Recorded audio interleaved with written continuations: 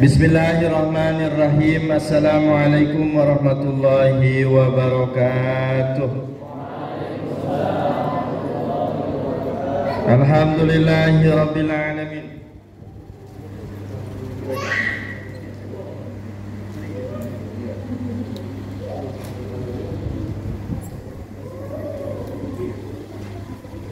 Alhamdulillahi rabbil alamin. Alhamdulillahilladzi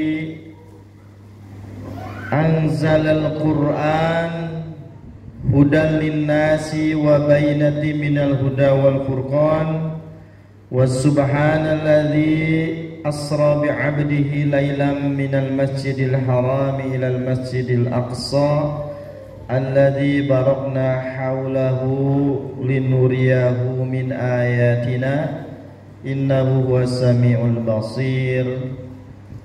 Faqala sallallahu alaihi wasallam Allahumma salli ala sayyidina Muhammadin awwalu ma yuhassabul abdu yawmal qiyamah as-salah. Para jamaah semuanya, saya awali kepada pimpinan pesantren Darul Khair Sahibul Fadilah Al-Ustadz Ahmad Sapan radhiyallahu anhu rahimahullahu ta'ala hafizahullahu ta'ala, Al-Ustadz Raisul Muassasah Darul Khair Sahibul Fadilah Abu Hamzah. Semoga Allah memberikan kesehatan yang sempurna kepada beliau, bisa senantiasa melakukan aktivitas dakwahnya, mengarahkan pesantren Darul Khair ini sesuai dengan visi misi yang ingin dicapainya. Berikutnya para ustadz dan ustazah asatidah yang sami-sami rawuh di tempat yang mulia ini, yang senantiasa membimbing generasi muda untuk menemukan jati dirinya, menemukan hidupnya sesuai dengan yang Allah dan Rasulnya kehendaki. Dan berikutnya Bapak Agus selaku manajer di Sukamana Islamic Village beserta manajemen, semoga Allah senantiasa memudahkan urusan bisnisnya, bisnis yang berkah, memberikan bertambah-tambah kebaikan, bukan untuk perusahaan saja, bukan untuk para staf saja dan karyawan, tapi bagi umat Islam. Khairun nas anfa'un linnas. Sebaik-baiknya manusia adalah yang paling memberi manfaat bagi manusia yang lainnya. Dan para santri Darussalam yang malam ini juga ikut rawuh di sini, hadir dalam rangka sama-sama tazkirah mengingatkan peristiwa Isra dan Mi'raj. Saya awali daripada Isra Mi'raj ini tentang sholat. Itu yang paling dimensi spiritual daripada Isra Mi'raj itu adalah sholat. Kenapa sholat ini istimewa? Kenapa istimewa? Satu-satunya perintah Allah yang disampaikan secara spesial itu sholat, disampaikan oleh Allah langsung kepada Nabi Muhammad di Sidratul Muntaha, langsung dari Allah. Kemudian kenapa sholat ini menjadi istimewa? Sholat ini oleh Allah dijadikan sebagai alat untuk meminta pertolongan kepada Allah, disertakan dengan kesabaran. Wasta'inu bis sabri wassalah. Minta tolonglah kalian. Punya anak pengen soleh, minta tolonglah sama Allah. Pengen pesantrennya terus berkembang bagus, minta tolong sama Allah. Ingin bisnisnya Allah mudahkan, minta tolong sama Allah. Pengen ilmunya ditambah, Allahumma zidni ilman warzuqni fahman, Allahumma faqihna fiddin wa alimna ta'wila. Minta pada Allah. Ingin suaminya soleh, minta kepada Allah, cari namanya soleh biar suaminya soleh. Pengen istrinya solehah, minta sama Allah, cari istri yang namanya solehah. Insya Allah anaknya juga putri yang solehah karena ibunya solehah. Minta sama Allah. Istimewa sholat itu. Berikutnya, mengapa sholat itu istimewa? Kata Rasul, awwalu ma yuhasabul abdu yaumal qiyamah as-shalah. Yang akan pertama kali hamba itu dihisab sama Allah adalah tentang sholatnya. Mau zakatnya bagus, hajinya bolak-balik ke Mekah berulang kali, umrohnya bagus, ya sedekahnya bagus, tapi kalau orang sholat gugur semua kebaikan itu. Ya, karena sholatlah yang pertama kali akan Allah tanya pada hari kiamat. Ya, kalau sudah sholatnya tidak benar, maka yang lainnya kalaupun ada yang benar, mardud, tertolak di sisi Allah. Inilah istimewanya sholat. Terus mengapa sholat itu istimewa? Karena sholat menjadi pembeda antara yang mukmin dengan yang kafir. Al-farqu bainal mu'min wal kafir tarkus sholah. Yang membedakan antara mukmin dan kafir adalah tarkus sholah, meninggalkan sholat. Makanya aneh kalau ada orang muslim tapi kok tidak sholat. Terus apa bedanya sama yang kafir? Ya. Terus sholat ini menjadi istimewa. Mengapa? Karena menjadi tiangnya agama. As-sholatu imaddudin. Sholat itu tiangnya agama.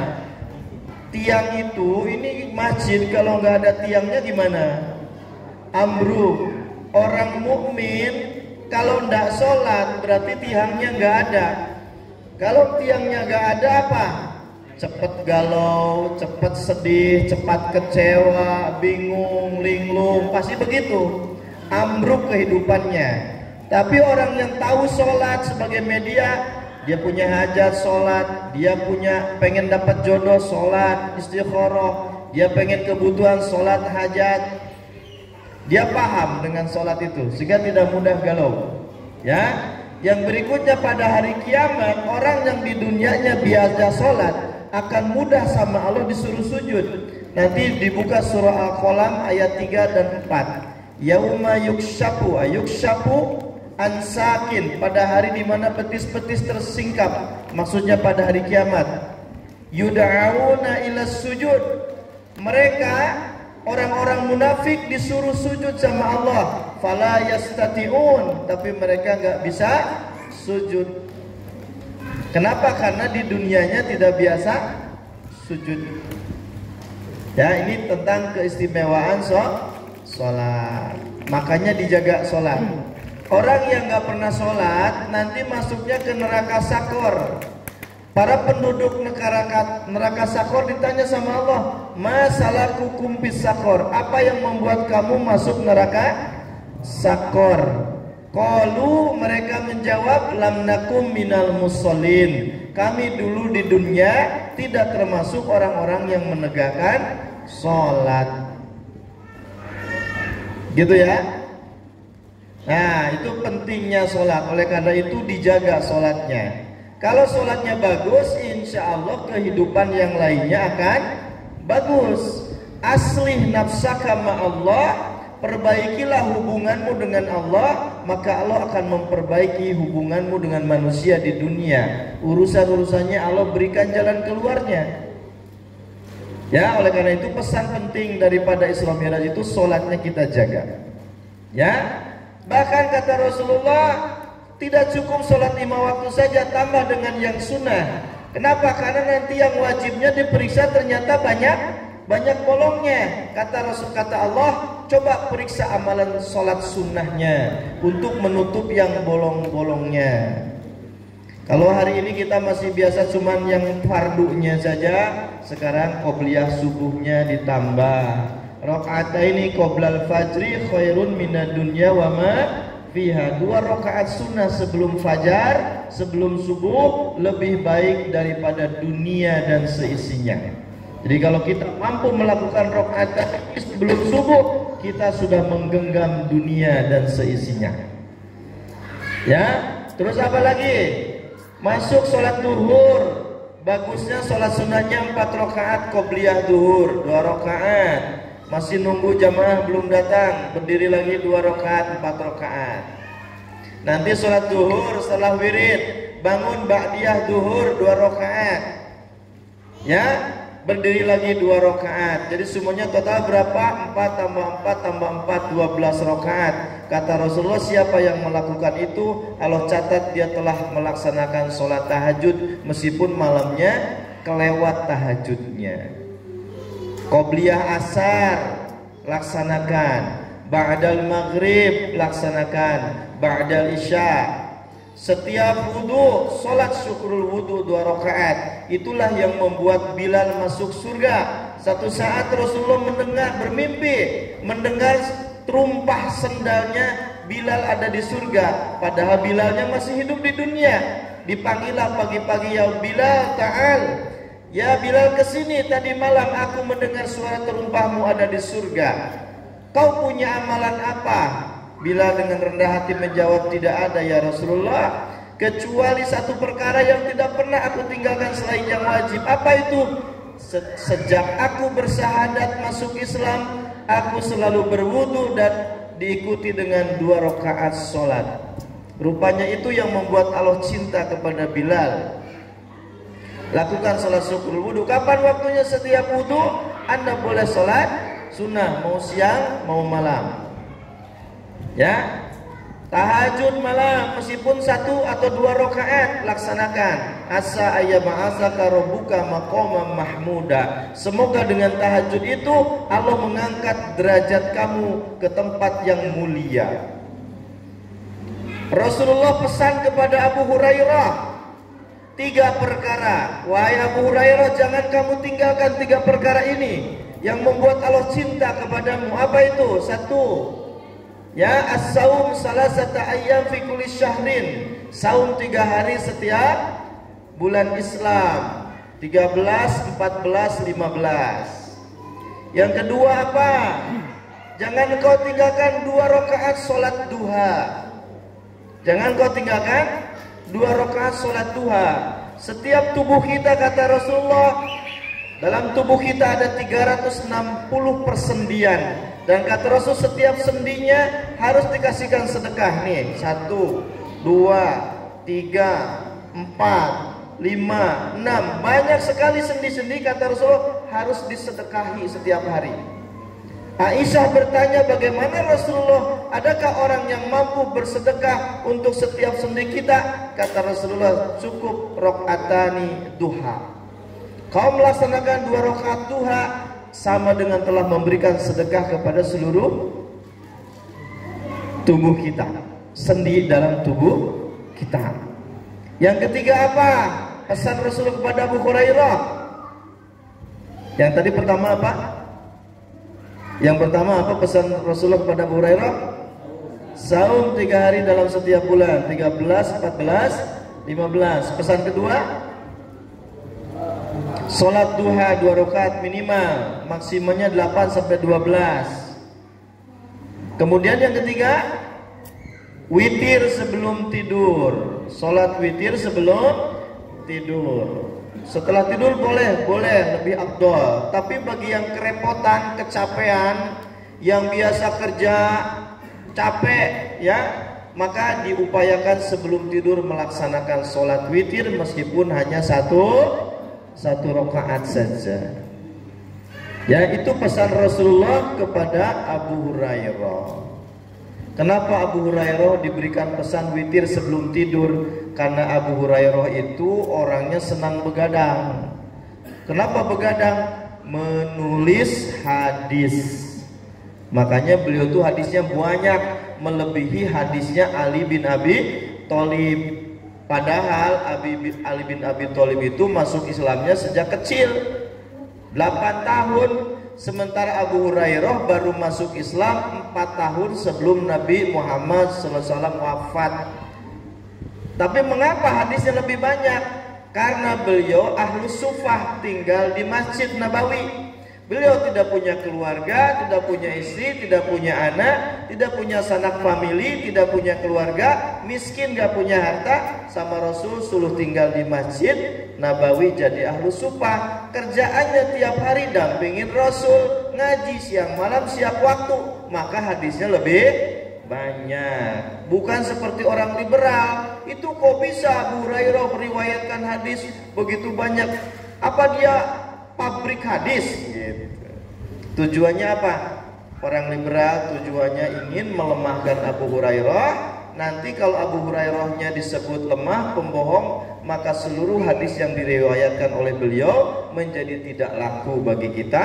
Kalau dianggap tidak laku berarti bohong, Islam itu berarti bohong.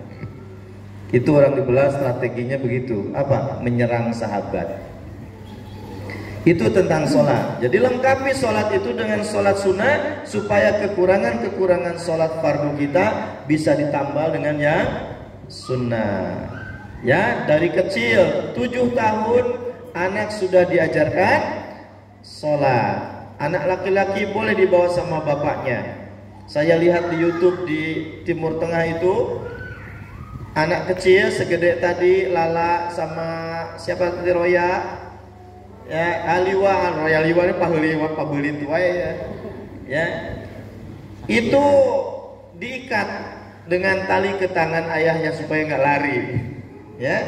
Jadi anaknya diikat sama ayahnya, dia bukan dirantai sih ya, ditali, mengikat ke ayahnya, mengikat ke anaknya. Jadi anaknya nggak bisa pergi, ya. Mau lari itu duduk, ayahnya seperti itu. Kenapa? Karena kalau sholat di Masjidil Haram lari bisa hilang nanti, ya. Kalau di kita mungkin nggak hilang tapi bermain-main, ya, gulat. Jangan-jangan imamnya ditonyok karena sholatnya kelamaan. Gitu, itu tentang sholat, ya. Yang paling penting itu. Yang berikutnya tentang kepemimpinan. Dalam Isra Mi'raj itu ada tentang kepemimpinan. Nabi Muhammad itu ternyata diperjalankan dari Masjidil Haram kemana? Masjid Aqsa. Itu tidak langsung ke Masjidil Aqsa dalam riwayat. Ternyata singgah dulu ke Yasrib, ke Madinah. Memakai kendaraannya apa? Sapi. Buruk. Buruk itu apa? Buruk itu perkawinan antara bagol, ya, kuda dengan keledai. Dia mandul, jadi tidak beranak. Itu buruk itu menurut Syekh Abdurrahman Al-Baghdadi. Nah, buruk ini sekali berlari, ya, langkahnya itu sesuai dengan pandangan dia yang paling jauh. Jadi sekali melangkah kakinya itu, kalau matanya melihat sampai ke BIC, disitulah kakinya akan menginjak. Nanti kalau ada gunung, ini kata Syekh Abdurrahman Al-Baghdadi, ya, kalau ada gunung, maka kaki belakangnya memanjang, kayak jumping gitu, ya, tak gitu. Kalau turun, maka kaki depannya memanjang sehingga turun. Berapa jauh melangkah sepanjang mata dia memandang. Jadi langkahnya begitu. Nah, buruk sekarang sudah tidak ada, ya, karena itu saja buruk itu. Nah, kemudian Rasul itu singgah dulu di mana? Di Yasrib, yang kemudian menjadi Madinah. Dari Yasrib baru kemudian ke Bethlehem. Bethlehem itu tempat kelahirannya Nabi Isa alaihissalam. Ke Bukit Tursina, tempat Nabi Musa alaihissalam mendapatkan wahyu. Dari situ kemudian beliau ke Masjidil Aqsa. Di Masjidil Aqsa, atas izin Allah, nabi-nabi sebelum Nabi Muhammad dihidupkan kembali oleh Allah. Dari mulai nabi pertama sampai nabi sebelum Nabi Muhammad, yaitu Nabi Isa alaihissalam, termasuk di dalamnya Nabi Musa dan Nabi Isa. Terus bagaimana Nabi Muhammad menjadi imam sholat di belakangnya para nabi? Apa pelajarannya di balik ini semua? Yang pertama, Nabi Muhammad, kalau tadi yang keimanan sudah sampaikan oleh Abu Hamzah, ini isyarat-isyarat kepemimpinannya. Ternyata semua wilayah yang disinggahi oleh Rasul, pertama Yasrib, Bukit Tursina, kemudian Bethlehem sampai Al-Aqsa, di kemudian hari semuanya menjadi wilayah negara Islam Rasulullah SAW dan dilanjutkan oleh para khalifah. Palestina nanti takluk oleh Umar ibn al-Khattab. Nanti Mesir ditaklukkan oleh Amr bin As di masa Umar bin Khattab. Yang menarik lagi apa? Ketika Rasul menjadi imam sholat, itu artinya apa? Dunia sebelum zaman Nabi Muhammad itu dikelola dan dipimpin oleh Bani Israel alias Yahudi. Dipimpin oleh siapa? Yahudi. Tapi karena Yahudi ini kurang ajar, apa kurang ajarnya Yahudi? Satu, dia mengubah-ubah isi kitab suci. Taurat dan Injil dia ubah-ubah isinya. Termasuk Injil yang ada hari ini sudah bukan wahyu dari Allah. Yang kedua, Bani Israel itu suka membunuh para nabi. Jadi bukan tidak mengikuti saja, dibunuh. Nabi Zakaria dibunuh, Nabi Musa pun dikejar. Kemudian siapa lagi?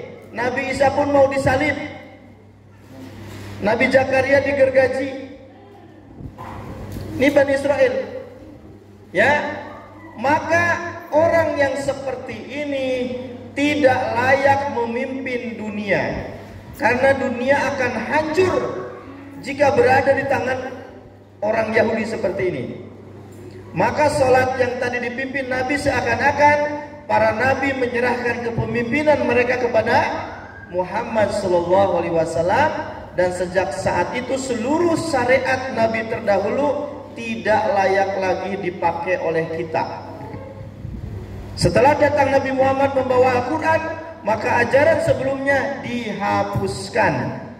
Umat Islam hanya melaksanakan isi Al-Quran saja dan As-Sunnah, tidak boleh melaksanakan yang lain.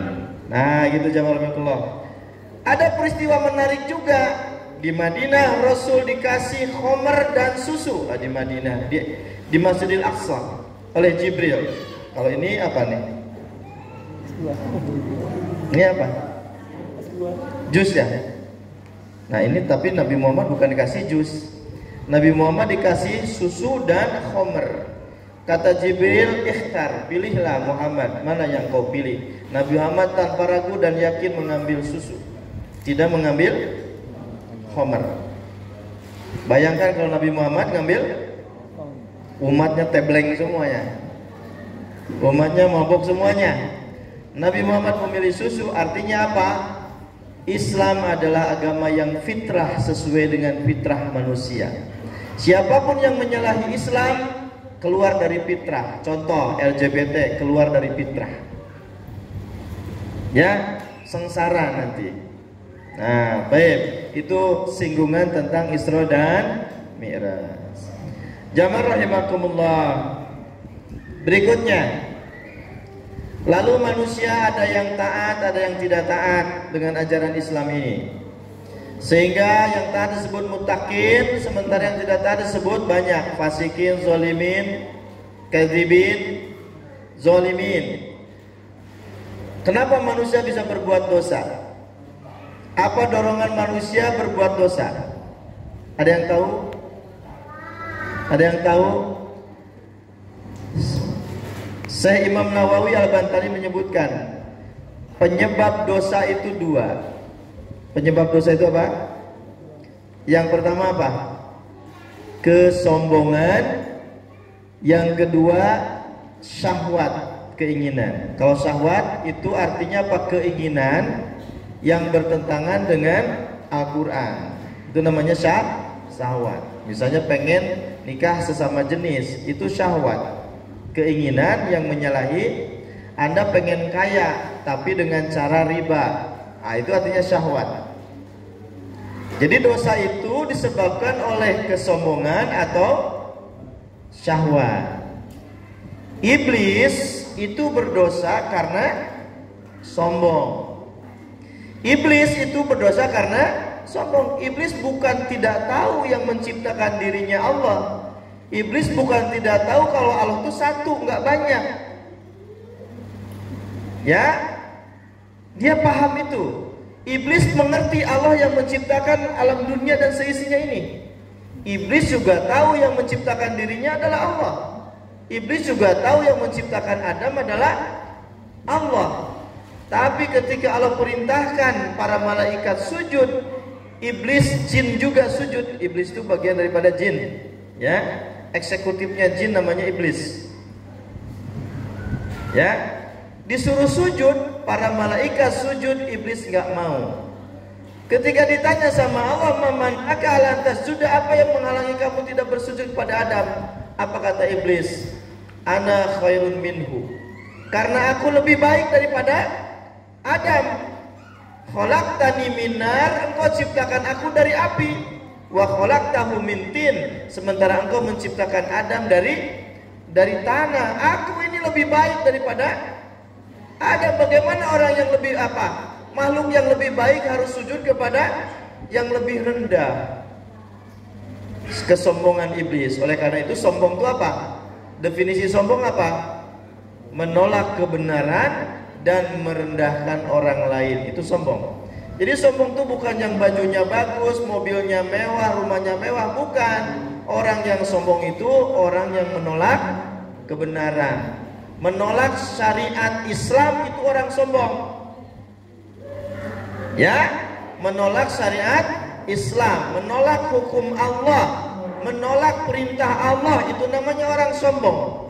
Siapapun dia, bisa orang kaya sombong, bisa orang miskin juga sombong. Udah miskin sombong, artinya apa?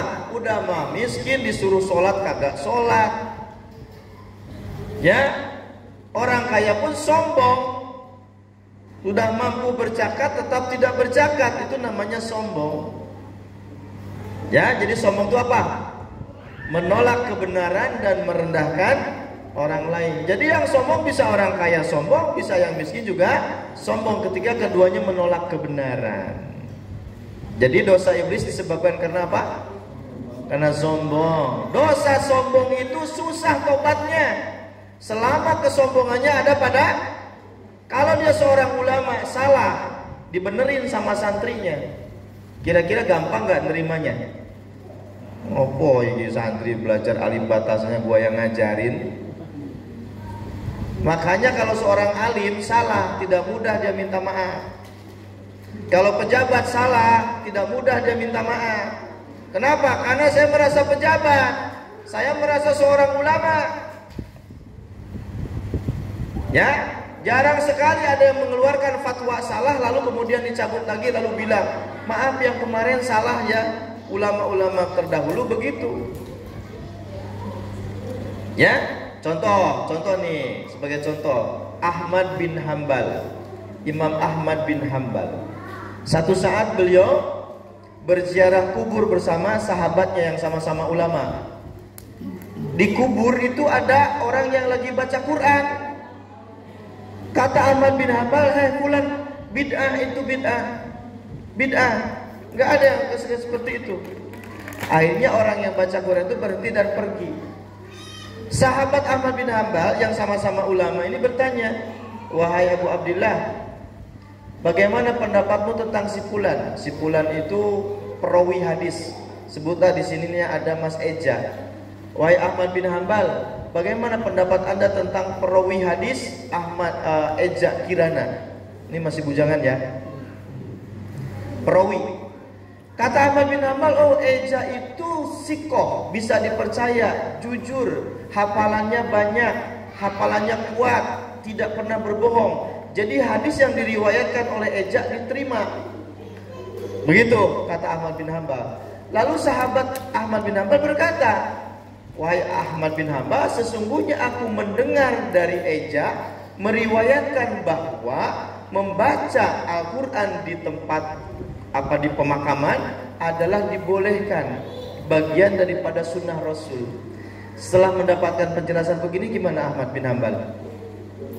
Dia panggil, kalau begitu panggil lagi yang tadi, bilangin sama dia, lakukan terus. Ada nggak ulama hari ini kayak begitu? Masya Allah, kadang-kadang ini ulama hari ini sudah dijelaskan dalil Al-Qur'annya tentang khilafah wajib, sudah dijelaskan hadisnya tentang khilafah wajib, sudah dijelaskan tentang ijma sahabatnya wajib, sudah dijelaskan tentang kaul ulamanya. Gegeh we. Ya, gegeh aja. Itu namanya apa? Sombong yang begitu itu. Sombong, apalagi sudah dalil ini sampaikan, dalil ini sampai sombong itu. Kalau nggak sombong apa coba? Apalagi suruh ngikutin PBB kan? Nah ini sombong. Udah dijelasin dalil Qur'annya, katanya minta dalil Qur'an sudah dijelasin, minta dalil hadis sudah dijelaskan, minta dalil ijma sahabat sudah dijelaskan, akwal ulama 4 mazhab sudah disampaikan, kaidah usul fikihnya ada, masih aja menolak. Ini namanya apa? Sombong kalau begitu. Ya, nah itu contohnya. Jadi kalau dosa karena sombong itu susah tobatnya selama kesombongannya tetap ada dalam hatinya. La yadkhulul jannah man kana fi qalbihi dzurratun minal kibri. Tidak akan masuk surga orang yang di dalam hatinya ada kesombongan meskipun sebiji jagung, yaitu menolak kebenaran dan selalu merendahkan orang lain. Kalau yang ngomongnya lu enggak karena lu bukan kelompok saya. Kalau kelompok saya yang ngomong semuanya benar meskipun salah. Itu namanya sombong yang begitu tuh. Menolak kebenaran. Baik, yang kedua, dosa itu bisa disebabkan karena apa? Syahwat. Seperti siapa? Seperti Nabi Adam alaihissalam. Sudah dikasih tahu sama Allah, ya Adam, uskun anta wa zaujukal jannah. Wahai Adam, tinggallah kamu bersama pasanganmu di dalam surga. Cuma satu, fala taqraba hadhihi syajarah. Tapi kamu berdua jangan dekat-dekat dengan pohon ini. Jangan makan buah pohon ini, buah keabadian. Penasaran tuh, biasanya yang dilarang penasaran. Ada kotoran ayam, ayam, ditutup pakai kertas, ditulisi jangan dibuka, tambah penasaran. Akhirnya apa? Dibuka. Ya, gitu. Penasaran gitu. Nabi Adam digoda, Dam, kata iblis. Dam, pakai bahasa Betawi ini iblisnya. Dam, lu tahu nggak kenapa Allah larang lu makan buah holdi? Kagak tuh. Nih, Allah melarang lu jangan makan buah holdi itu karena Allah tidak menghendaki kamu tinggal selamanya di surga. Jadi kalau ente pengen tinggal selamanya di surga, makan tuh buah. Ya, disitulah kemudian apa? Ada mulai itu diragukan, ditambah sama Siti Hawa dikebosin. Ayo dong Pi, ambillah. Istri biasanya begitu tuh. Istri suka ngomporin suami. Pak, tuh tetangga kan jabatannya sama bapak, mobilnya sudah 5, masa bapak cuma atu aja. Yang tadinya gak kepikiran mulai itu ngerengek, maklum takut dikasih punggung, bahaya. Ya kali ya. Kan bahaya gak dibukain pintu, panas-panasin. Banyak orang itu akhirnya korupsi karena apa? Dorongan istri, make upnya aja 5 juta. Saya punya sahabat dulu di Gontor, kakak kelas berapa tahun ya, tinggal di Cicalengka, kerja di Madinah lama, hampir 2-4 tahun. Seorang alim, usia sudah 27 tahun waktu itu, belum nikah. Dijodohkanlah dengan salah seorang perempuan usianya di atas dia 40 tahun, tapi kaya raya, bos di sana. Ya, bos di sana. Jadi kontradiktif. Yang satu kaya raya dan hedonis, yang satu ustadz yang begitu sederhana. Akhirnya apa? Satu malam kan dia ustadz itu bingung tuh ustadz ya. Itu si mbaknya itu datang nyamper pakai mobil ngajak jalan-jalan. Ya, karena nggak ngerti dia. Itu ke saya nanya, aduh gimana Ustaz? Ayo gimana? Ayo berani nggak? Ayo berani nggak? Ternyata kalah imannya dia. Akhirnya ikut mobil berangkat jalan-jalan ke mall. Malam-malam pulang jam 1.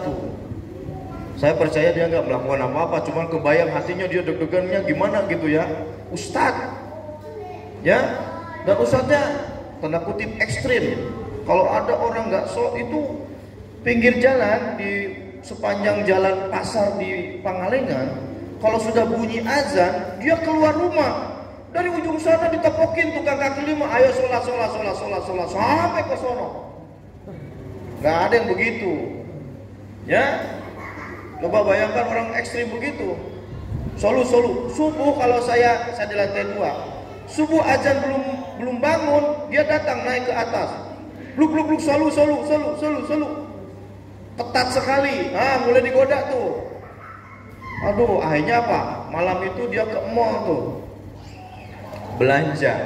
Pulang sekitar jam 12. Datang lagi sambil datang hadap ke saya. Aduh, astagfirullahaladzim. Ya, oh no, Ustaz, astagfirullahaladzim. Dikirain apa?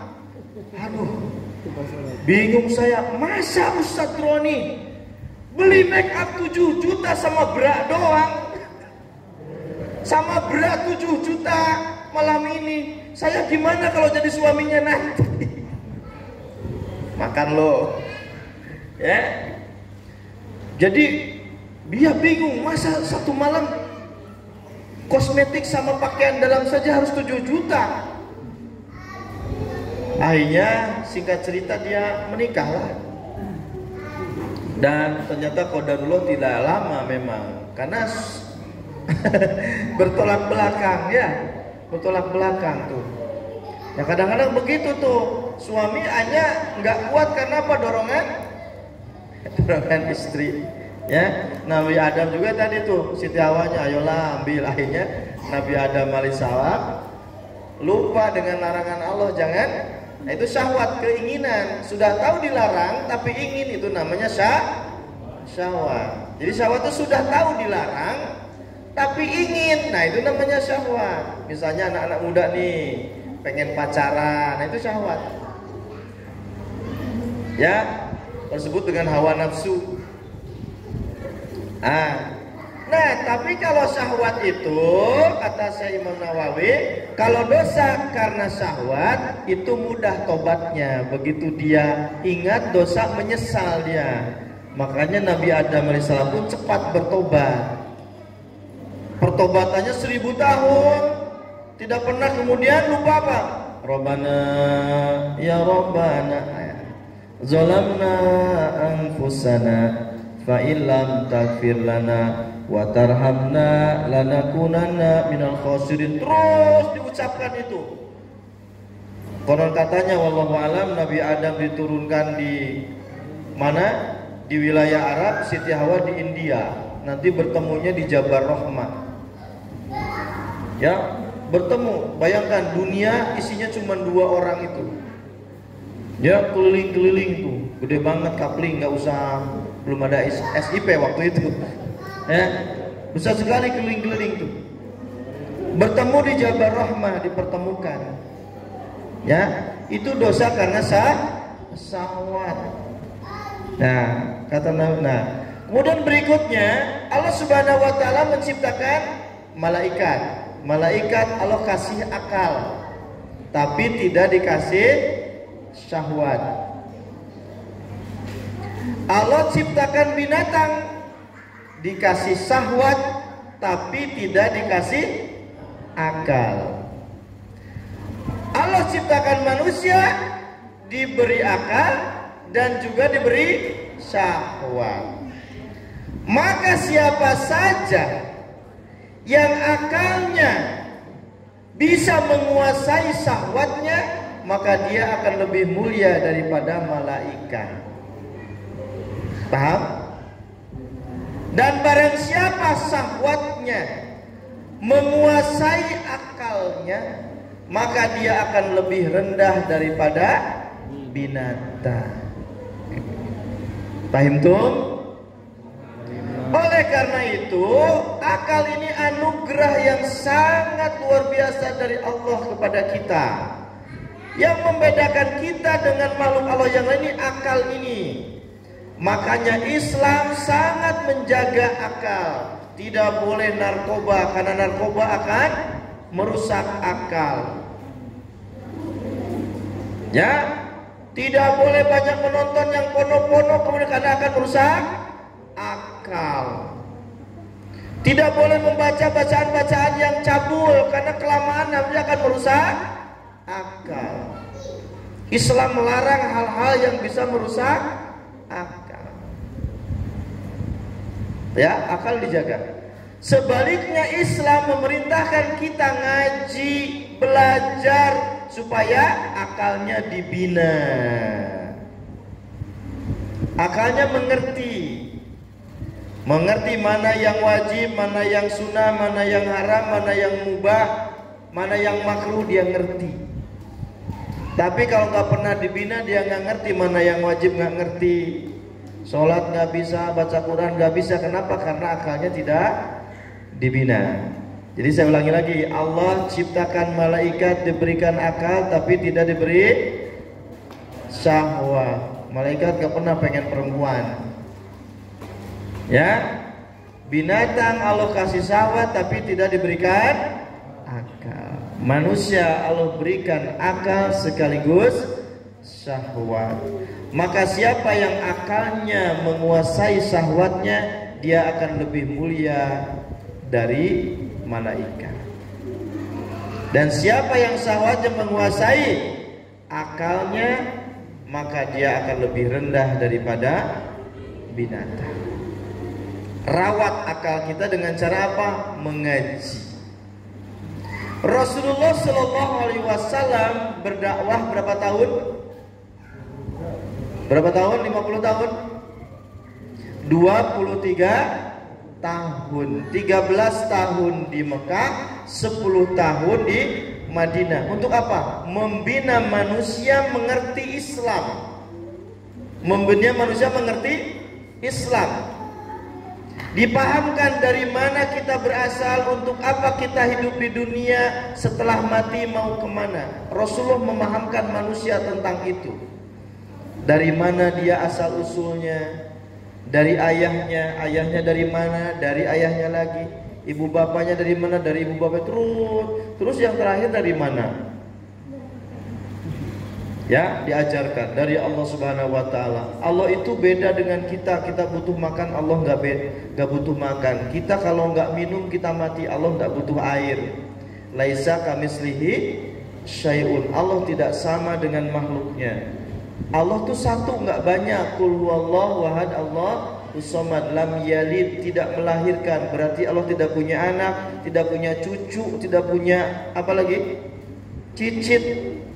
Walam yulad, tidak dilahirkan. Berarti Allah nggak punya ibu, nggak punya nenek, nggak punya mertua. Ya, kan agama yang lain mah ada yang punya anak ya. Nanti kalau punya cucu gimana? Siapa ini Pak Ali? Abdi cucunya Tuhan. Kan bahaya ya. Ya sama saja, saya mantunya Tuhan.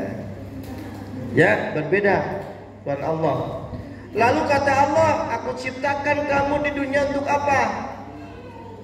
Untuk apa? Untuk taat kepadaku. Aku menguji siapa di antara kalian yang taat padaku. Insyaallah waktu sedikit lagi ya.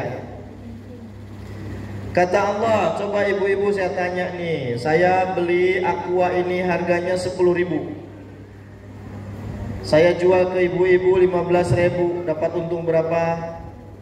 5.000. Thayyib, 5.000. Saya punya uang 10.000. Saya pinjamkan ke ibu, bu, mau pinjam duit ya, pinjam saat ini 10.000, tapi baliki 15.000 ya. Dapat untung berapa saya? 5.000. Jual ini saya dapat untung 5.000, pinjemin duit juga dapat untung 5.000, kan sama. Dapat untung 5.000 ya. Betul apa betul? Tapi mana yang Allah suka? Allah menyukai dan meridhoi jual beli. Ahallallahul bai'a Allah suka jual beli. Jual 10.000, modal 10.000, jual 15.000 untung. Ini namanya baik. Jual beli. Ahallallahul baik wa harrama riba. Tadi tak pinjamkan 10.000, balik 15.000, ininya riba. Allah ridho ini, Allah tidak ridho yang ini. Kita cuma diminta sama Allah, lu mau taat yang mana? Gitu ya. Siapa yang menciptakan babi? Siapa yang menciptakan babi? Gusti Allah. Siapa yang menciptakan sapi? Allah. Sapi dan babi dua-duanya dari Allah. Kata Allah, kamu boleh memakan daging sapi yang kamu sembelih secara syar'i. Bismillahi Allahu Akbar. Diurus kamu makan, sah boleh. Tapi babi kamu sembelih secara islami, Bismillahi Allahu Akbar juga. Tapi babi tetap tidak boleh dimakan. Padahal sapi dan babi dua-duanya adalah dari Allah, pemberian Allah, rezeki Allah. Tapi Allah ingin kamu makan yang ini, tidak boleh yang itu. Siapa di antara kita taat pada Allah? Betul? Muslim dan muslimah masuk hotel, check-in, tidur bareng malam itu. 1 bulan kemudian hamil perempuannya, mengandung 9 bulan, lahirlah anaknya, punya bayi tanpa pernikahan di KUA. Dia punya bayi. Yang satu lagi muslim dan muslimah, cowok yang muslim datang ke orang tuanya si akhwat, mengkhitbahnya, lalu diagendakan menikah. Menikahlah, ada saksinya, ada ijab kabulnya, ada maharnya, ada wali perempuannya. Malam pertama, sebulan kemudian dia hamil, mengandung, lalu lahirlah anak. Yang ini yang check-in lahir anak, yang ini juga. Terus apa bedanya? Apa bedanya? Yang check-in Allah tidak suka, yang ini Allah ridho. Betul? Allah tanya, siapa di antara kalian yang mau mengikuti sesuai aturanku? Paham tuh? Kita ini hidup hanya diuji seperti itu. Ayyukum ahsanu amala. Siapa di antara kalian yang paling baik amalnya? Ya, paling baik amalnya. Dah, terakhir sekarang. Terakhir ya. Sejam sudah kan? Sejam ya. Besok kerja soalnya. Terakhir, seorang muslim dalam kehidupannya harus, dalam setiap aktivitas yang dia lakukan, harus memiliki ruh. Ruh artinya adalah idrok silah bilah. Contohnya misalnya begini, saya sekarang bicara, ibu bisa mendengar? Bapak bisa mendengar suara saya? Ini namanya materi. Apa yang bisa dilihat, didengar namanya materi. Lalu saya menyadari bahwa Allah akan menghisap ucapan saya, bahwa Allah akan bertanya tentang ucapan saya. Apakah ucapan saya sesuai dengan perintah dan larangannya? Kata Rasulullah, katakan yang baik, kalau tidak bisa diam. Mayalfiju min qaulin illa ladaihi raqibun atid. Tidak ada satu kalimat yang keluar dari mulut kecuali di situ ada raqib atid yang mencatatnya. Allah akan bertanya tentang apa yang aku ucapkan. Maka saya pun menyadari bahwa ucapan saya akan ditanya, akan dihisab, lalu saya sesuaikan ucapan saya yang baik-baik. Ini namanya ruh, kesadaran. Maka ketika saya berbicara ada ruhnya, kesadaran. Antum bekerja di pabrik harus ada ruhnya. Materinya apa? Antum bekerja dapat gaji, itu materinya. Ruhnya apa? Ingat, ada akad yang harus dipenuhi. Tidak boleh berdusta, tidak boleh berkhianat waktu. Ya, itu ruhnya, karena Allah akan menghisap. Maka Anda kalau bekerja dengan ruh, bukan sekedar dapat seleri gaji, tapi juga dapat keridhaan Allah. Rumah tangga harus ada ruhnya, bukan sekedar tidur dengan istri, punya anak, makan dan minum. tapi harus ada ruhnya. Suami menyadari apa perintah Allah bagi sang suami, istri menyadari apa perintah Allah bagi sang istri, lalu dua-duanya berjalan sesuai perintah larangan Allah, maka rumah tangganya ada ruhnya. Itu ada ruhnya. Demikian juga politisi ketika dia ingin menjadi pejabat, kampanye harus ada ruhnya. Karena setiap dia janjikan, dia ucapkan, akan Allah hisab. Sehingga dia tidak mau berjanji palsu, dia tidak mau memfitnah orang, karena di situ ada hisab Allah. Maka ketika dia jadi politisi, menjadi politisi yang bertakwa. Betul? Demikian juga negara itu harus ada ruhnya. Bagaimana ruh negara? Undang-undang konstitusi negara itu harus ada ruhnya. Apa itu? Perintah dan larangan Allah. Ada hukum Islam di situ, sehingga para pejabat, para pemimpin itu mengatur negaranya berdasarkan hukum Islam. Maka ini bukan sekedar negara, tapi negara yang baldatun toibatun warobun gofur, subur, makmur dan gofur, mendapat ampunan dari Allah, dan negaranya akan dipenuhi keberkahan. Walau anna ahlal qura amanu wa taqau la fatahna alaihim barakatim minas sama'i wal. Kalau penduduk sebuah negeri, pejabatnya, rakyatnya, tentaranya, polisinya, pengacaranya, bisnismennya, semuanya hidup dalam aturan Islam, maka Allah turunkan keberkahan dari langit. Hujannya turun bukan menjadi banjir, minyaknya yang ada di dalam tanah, ikannya yang ada di air, gasnya, batu baranya akan menjadi berkah bagi penduduk itu. Kenapa? Karena negara itu memiliki ruh, yaitu undang-undangnya berdasarkan hukum-hukum Islam. Hari ini negara sekuler, undang-undangnya tidak didasarkan kepada hukum Islam. Negaranya tidak memiliki ruh. Karena tidak memiliki ruh, pejabatnya pembohong, petugas keadilannya tidak menegakkan keadilan, tidak takut dengan akhirat.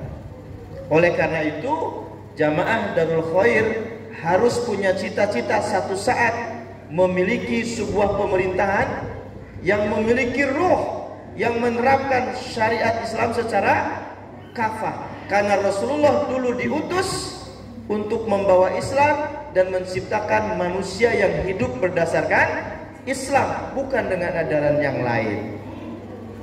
Siap berjuang, siap berdakwah, siap mengaji, siap mengajak orang supaya hidup sesuai Islam. Nah, SIP mempelopori. Mudah-mudahan doakan dilancarkan, punya lingkungan yang Islami. Santrinya di sini menjadi tunas-tunas ulama yang mau menyampaikan kebenaran. Kita jadikan ruh ini ada dalam rumah tangga kita, ada dalam aktivitas kita. Saya kira itu saja bisa sampaikan Bapak Ketua Yayasan malam ini, karena besok pada kerja nih santri saya. Doanya ke Ustadz Azga yang doa. Ini sejarah ayahnya di MC-an sama anaknya. Ini hasil kerja keras. Siang malam lahirlah Azka. Ya gitu. Ya, anak muda masih perlu bimbingan dari ibu dan bapak yang di SIP ini ya. Santri itu tidak pernah selesai, sampai mati harus jadi santri.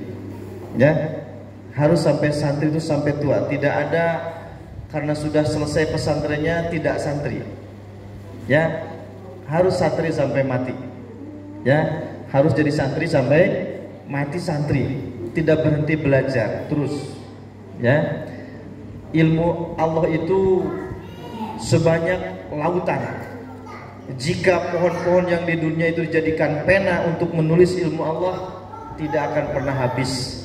Bapak datang ke perpustakaan, coba lihat cerita tentang Nabi Muhammad, gak habis-habisnya. Sudah berapa juta buku itu bercerita tentang Nabi Muhammad. Terus aja tiap tiap waktu dari masa ke masa, padahal bercerita tentang satu orang Nabi Muhammad. Ya, baru Nabi Muhammad saja nggak habis-habis itu.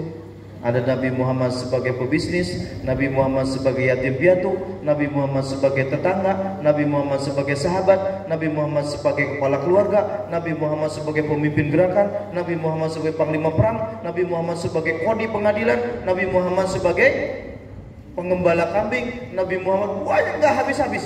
Baru bercerita tentang Nabi Muhammad. Oleh karena itu santri sepanjang zaman.